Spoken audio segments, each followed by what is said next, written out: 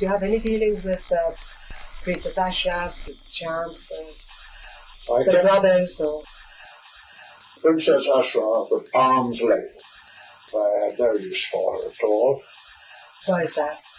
Because she had such a reputation for corruption and immorality that I didn't want to be associated with her in any way. And I think, and I never asked at the embassy the whole time I was there. And I had to go once to a party at her house, but I never went again. And so that was my view of Ashraf. Others, Ghulam Reza, he was a rather lazy non-entity, but very amiable. I arranged him to do a trip to England. He stayed at Dal, I think, with the Queen. And the one I saw most of, but again only once or twice a year, was Prince Abdul Reza, his wife, because they were in disgrace with the court. And they used to entertain down at their place on the Caspian. Why were they in disgrace? Because the story is, I never got the bottom of it, but I think the story is that Parisima, Princess Parisima, was alleged to have warned the Shah against the Italian princess the Shah wanted to marry in the 1959 period, when just January when I was in Tehran, everybody was waiting for the Italian princess to turn up, and she never did. And this was said to be because she was warned off by Parisima to tell what a bad lot the court were. That may or may not be true. Parisima denies it, but I've talked to her about it. But anyway, you may remember she was never invited to the coronation even of the Shah. All the other princesses were, and was never invited to the palace.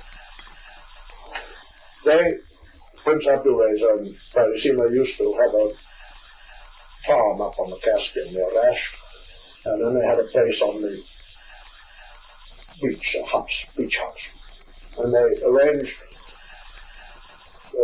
weekend parties there, and I used to get invited once a year with my wife, and we'd go down by a special train or carriage on the train, and they would have usually there might be one other ambassador, the American or the French ambassador,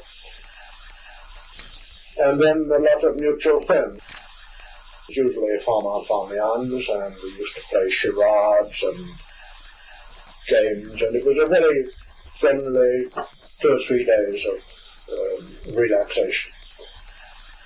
And I would invite them to dinner with us once or twice a year.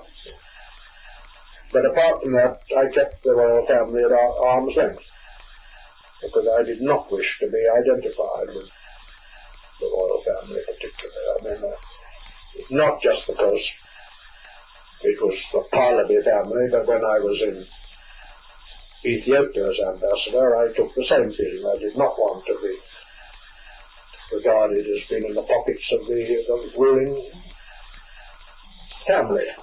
And given the controversy about the Shah and about Ashraf and so on, I kept them all at arm's length.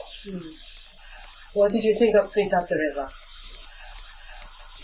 Well, he was intelligent. He was the most intelligent. He was ambitious, because before the Shah had a son, he saw himself as possibly being the heir presumptive over 90.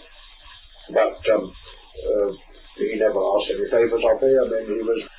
But I believe after, when money started coming in a big way, that all the royal family got involved in business deals. But at that time, he was interested primarily in big game hunting and running this estate up on the Caspian.